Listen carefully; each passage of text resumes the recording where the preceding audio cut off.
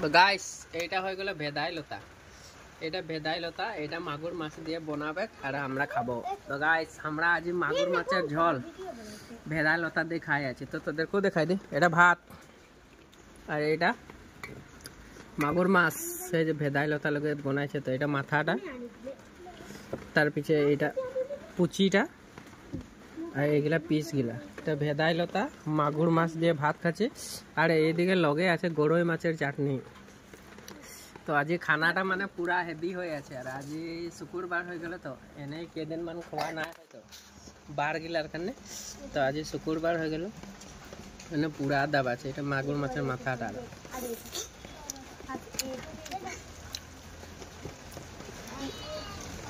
তো গাইস তোরা ভাত খালি নাই?